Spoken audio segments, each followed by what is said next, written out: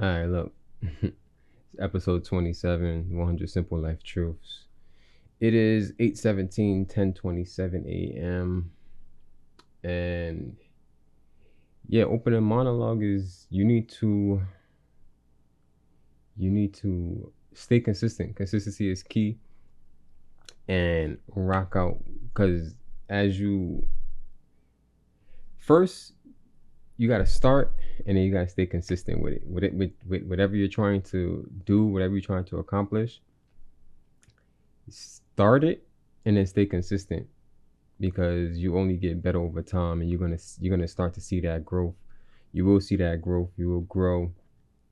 And I know it's hard to see it in the beginning, or like the beginning stages is kind of hard because you might not be making the progress that you want to see, or a lot of people want things to just be quick, but everything is not quick. You gotta thug it out. You gotta do what you gotta do, and be your biggest fan while you're going through the process. Be your biggest fan. Trust me, be your biggest fan. Hype yourself up. Understand that you are you and nobody can take away who you are and what you are. So rock out. Take the time as everything is gonna come perfectly when it needs to. So I know everybody wants to, they get their goal and they want to complete it as soon as possible, but listen, cherish the process as well. Cherish the process as well. And be that guy, you that guy, you that girl, like you are, you know what I mean? You are you. Can't nobody take that away from you. Another, what else do I have to say before I get into this chapter? It's episode 27. Episode 27. One step closer to 100. One step closer to 100. And bro, the growth is there. I can already see the growth like within myself within these 27 episodes, and y'all might not be able to see it, but I can see it within myself. And I know I said I was going to drop episode 30 on Friday, but a lot happened. A lot happened. So don't hold me. I'm already beating myself up about it, so don't hold me too strong to my promises in terms of like these episodes and when they're going to drop, because life happens. And for me, it's all a process, but as long as I get to my 100 by the end of the year, I'm satisfied. I might drop 3 episodes today, 1 episode tomorrow, and then I might not drop nothing for 5 days.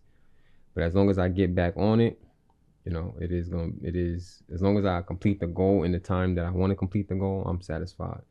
So you got to give yourself some leeway and some grace as well with the things that you want to do, things that you want to accomplish.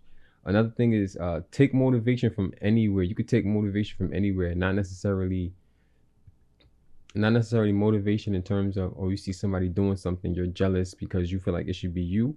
No, use that as motivation. And I said this before, let that motivate you. Let someone else's successes motivate you, but also congratulate that person for their successes as well. Because when you reach that pinnacle, when you reach that part of your life, you're gonna want somebody to congratulate you as well. You know what I mean? Or you're gonna you might not want somebody to congratulate you, because me, I don't really care, and it sounds harsh. I don't care how people see me. I don't care how I'm displayed. But I know once I get to certain levels, people will be there to congratulate me. So be that person for someone else, because their shine is not going to diminish yours. You know what I mean? So you can take what other people accomplish in their lives as motivation. And it could be simple stuff. It don't have to just be like celebrities, or like, oh, the president, someone became the president, so whatever the case may be. Just take motivation out of the simple things as well. You got up this morning, you're awake, hopefully you made your bed, you brushed your teeth, you showered, you know what I mean, you did your hair, whatever the case may be. Listen, you one step closer to the end of the day. You one step closer to the end of the day, and that's a blessing. As long as you make it home safe, sound, you accomplish the goals that you set to accomplish, that's a blessing. That's a blessing. So yeah, that's my opening monologue. It's a lot of things that I could go off on, but I'm not. It's a lot of things I could go off on. However, I'm not. I'm trying to take the word "but" out of my vocabulary and use things like "however" and stuff like that. I think I've stopped saying a lot. I'm not too sure. I feel like I have. I gotta maybe sit back and actually re-listen to one of these episodes. Other than that, we about to get into it. Y'all know why we here. Episode 27, 100 Simple Life Truths. Episode 27. It's called The Fear. A fear overcoming is a strength. A fear overcome is a strength required. Excuse me. Yes. Something that once you overcome a fear of yours, it becomes a strength. It becomes a strength. Like me, I'm definitely afraid of heights. But I travel a lot, which I don't consider being on a plane heights, because it's not okay. So let me explain. I'm afraid of open heights, like roller coasters, and when I know I'm high. Like I was on a scissor lift one time and I literally fainted. I literally passed out. I was on a scissor lift and it wasn't even that high up. It was like maybe 3 stories high. And I looked down and I passed out. And they gave me ginger ale. They brought me down and gave me ginger ale. And I was like, what the hell? But I got something in my eye. But yeah. A fear overcome is a strength acquired, is a strength gained. So me, my sisters, I love them to death, all 3 of them. My sisters, they forced me to get on roller coasters. I passed out on a roller coaster before too. They forced me to like what's it called, to do zip line. We went to DR a few years ago, and we went on some zip lines, and it was fun. Like I was scared, but it's like, bro, I'm the only boy, and I can't, I use the motivation of, bro, I'm supposed to be the man. I'm the man of the family. I gotta thug it out and do what I gotta do. So yeah. And now I can't say that I'm not afraid of heights still, but I'm still willing to do it. Like I still want to bungee jump. I still want to fly planes. All right. I do want to bungee jump. I want to skydive, certain things that I want to do. It's a fear of mine. And once I like completely fully get over that fear, it will be a strength, because then I can just go and do it. But let's get into it.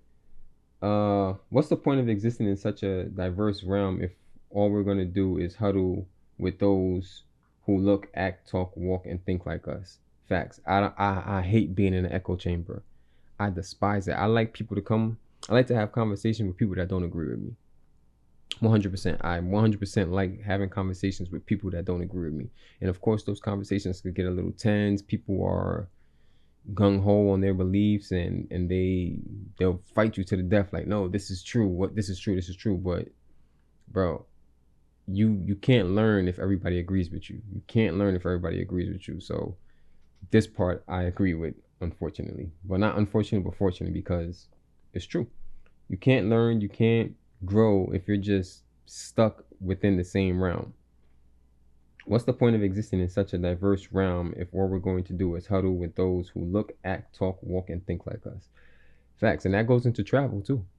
Because this world is so diverse. So many different cultures, languages, so many different activities, food, people, ethnicities, so much. And if we're just staying in our city, we're just staying, most people, not most people, but a lot of people that I know and stuff like that, they maybe travel one time, they don't have a passport. They may have went to Miami, Atlanta, little basic stuff like that. And it's like, okay, it's cool. I'm not going to diminish like what you've done, but to me that's still the same thing. It's like you're not really changing too much. Like Atlanta and Miami is the same thing, just one's more of a beach town and one's more inland. So you're not really changing anything. But if you go to Japan, where you got to learn how to read Japanese, you can't even speak to nobody in English, and you got to eat. You got to eat, so you got to figure it out. The train system is pretty, once you take public transportation, it's pretty easy to navigate other countries and stuff like that, because it doesn't vary too much. You see the map, you see the stop that you got to get off, you count how many stops it is, and you just pay attention, right? But it's like the reading the signs and communicating with people if you get lost, and even down to ordering food. Like if you don't eat certain thing, like me, I don't eat pork. And when I went to Japan, I didn't know that a lot of their food has pork in it. So I had to learn that the hard way. I ordered some ramen and I instantly knew. As soon as he put the bowl in front of me, I was like, oh, this got pork in it. And then it's like, damn, I can't. In Japan, it's kind of rude to send something back. So you can't send it back. You just got to let it sit there, and then you order it the correct food that you want. So yeah, and that's a growth. So now every time I go to Japan, I just know, like, I'm always looking out for pork. I'm always looking out for, I forgot the word for pork in Japanese, but always look out for that on the menu. So it's like, I know it's a strength now. It's a strength. I can adapt to it. Relationships aren't successful based on common interests. True. They're successful when they're based on common priorities. Ooh. Man, that's good. That's good. That's good. That's good. That's actually very, very good. Like, we don't, ooh, that's good. The outcome is what's important. The outcome is what's important. How we get there is not necessarily as important as the outcome. And he says, relationships aren't successful based on common interests. Like, yeah, I could have somebody that's 100% just like me, likes everything that I like, does everything that I do, or I like everything they like, do everything they do. We 100% agree on everything, right? And it might not actually be the best relationship, because we won't grow. We won't push each other to grow. We won't push each other to think differently, think outside the box, and not necessarily trying to change somebody, but coming to a common ground, a common understanding. That's where bliss comes, with two opposite forces meet in the middle and mesh perfectly.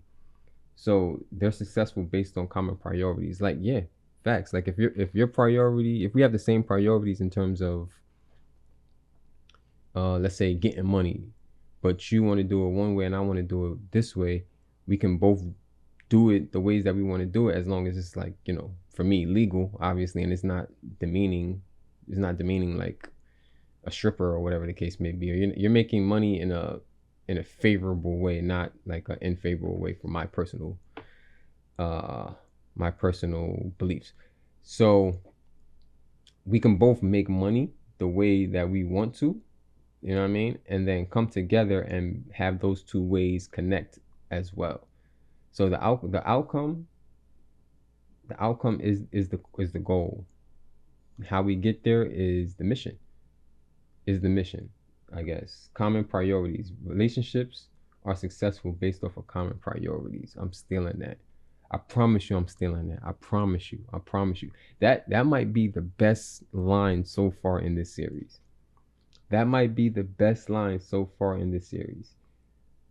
I'm going to continue. I'm going to read that again, though.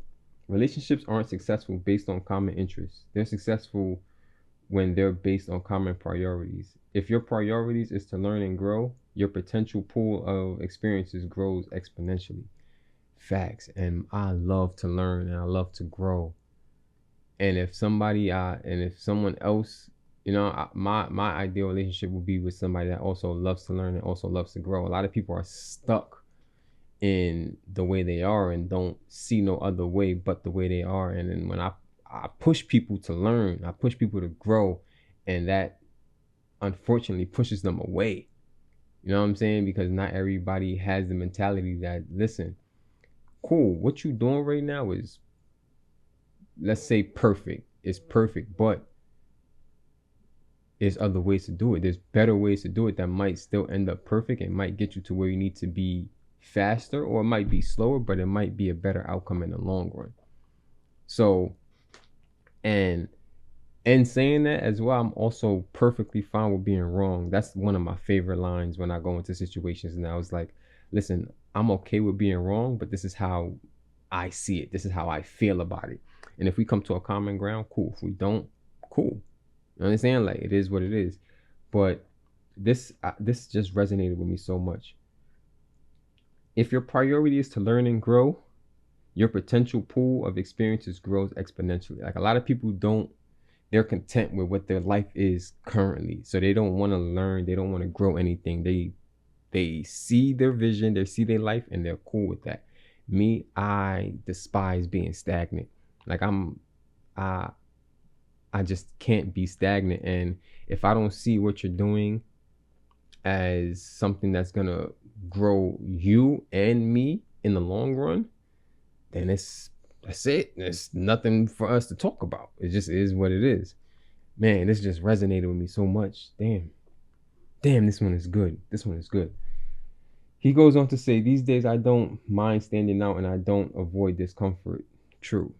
True. Even just this series alone is like, I'm kind of like, this is different for me. I'm kind of standing out. And I was watching something the other day, because if you know this channel, if you go back on this channel, you see that I used to do like podcast interview type thing where I used to highlight other people.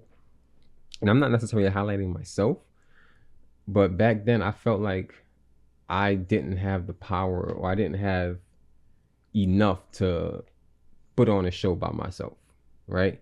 And this is an honest moment. Like I used to, although I was doing it like for myself and to highlight other people, my original podcast was for other people to get the recognition, not for me, because I didn't feel like, for one, I deserved it, and I didn't feel like, for one, I had the power to hold the audience just by myself. So I felt like the back and forth dynamic of an interview type situation was better.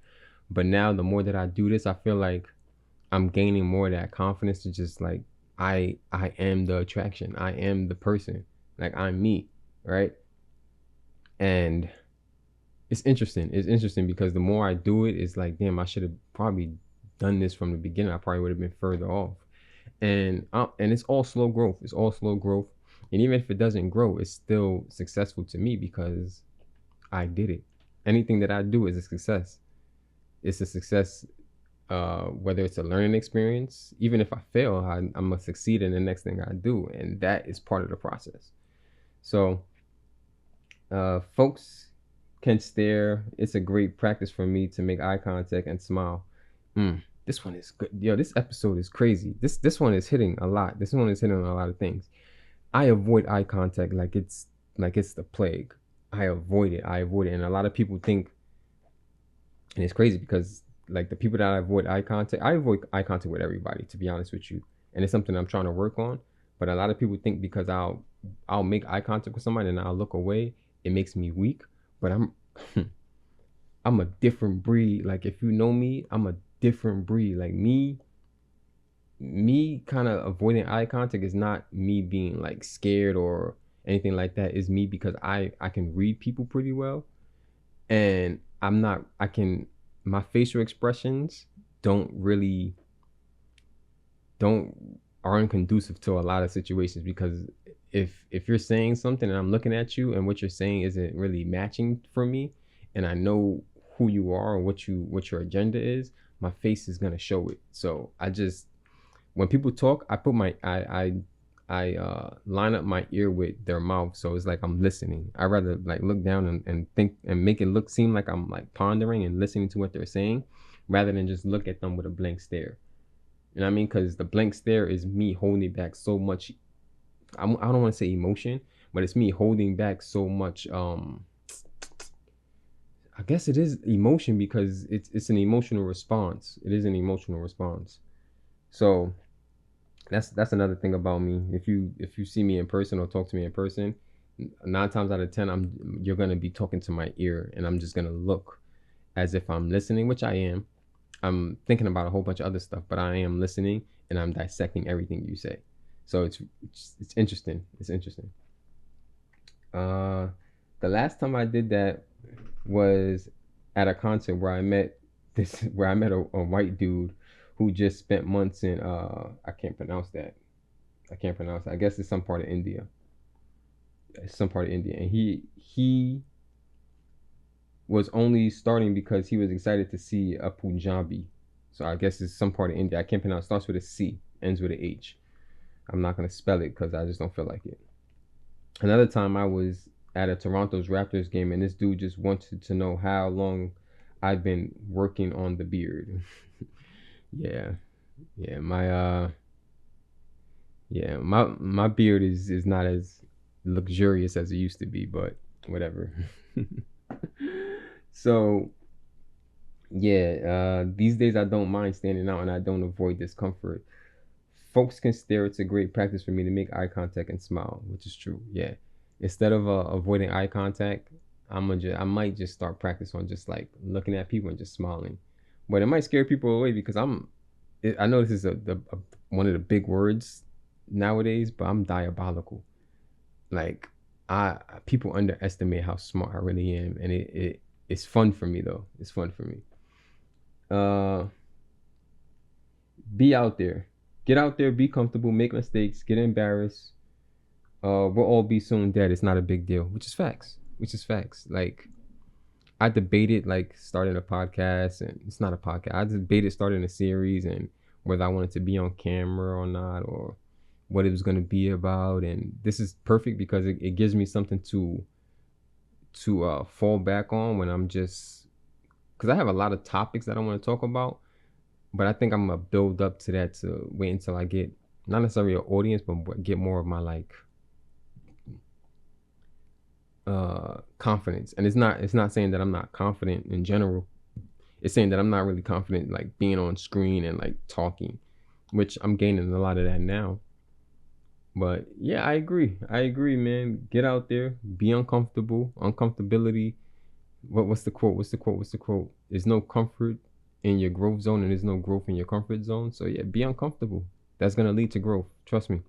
Go out, walk in the rain. Sometimes, just walk in the rain and be uncomfortable. Like, thug it out. Do what you gotta do, because at the end of the day, you're gonna take that life lesson, and you're gonna be able to realize like, yeah, I've been at the bottom before. I'm not afraid to go back to the bottom, but I'm not gonna go back to the bottom. You know what I mean? Like, certain things, you just don't do. You know what I mean? You learn, you've been there, you experienced it, and now you want to experience better. You know what I mean? So you gotta thug it out. You gotta get out there, be uncomfortable, make mistakes, get embarrassed. We'll all be dead soon, so it's not a big deal. It's not a big deal. Live your life, man. Live your life. The only person that could judge you is you. And when you come home at the end of the day, you hop in that shower, you wash all your mistakes off. You know what I mean? You get dressed, you put on those clean clothes when you ready to go to bed, or, I like to sleep naked personally. But you come home after a long day, you take your shower, everything no longer matters. And yeah, of course you might go back to the same situation tomorrow, but you avoid it later down in the road. You gotta keep working at it. It's not something that's gonna change in one day, It's a muscle. You gotta exercise it. You gotta push towards the change. And change does not happen in one day. Trust me, it does not happen in one day. I'm still working on things that I personally feel like I want to change. Not that necessarily I need to change. Maybe it's a need, but it's more of a want for me personally right now.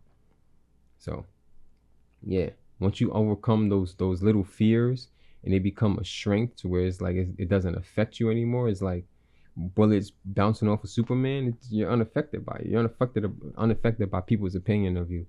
You're unaffected of being embarrassed or failure. You're unaffected by that, because you know what? By you it's crazy. By you failing and people watching you fail, you actually helping people as well, because now they're gonna avoid whatever mistakes that you made. Or they might even have some advice for you. They might be like, listen, you failed at this, but if next time you do it this way, hey, it might come out as a better outcome. And you don't shun the advice, even if it might not resonate for you. You don't shun the advice, because once you get in that moment, it might just come right back and hit you like, oh shit, you know what, that person was right. You could get advice from anybody, younger, older, white, black, Spanish, like, you know what I mean? Everybody has their own life to live, and you don't know what people has been through. So listen, everyone has been embarrassed, everyone had fear, everyone has their own fear to overcome. And if you get help on that journey, take it. I said that and I think I said that in the last episode. Don't be afraid to accept your blessings, and don't be afraid to give out blessings. As you going through your life and you learning your lessons, teach those lessons to other people. They might really need it. They might really, really need it.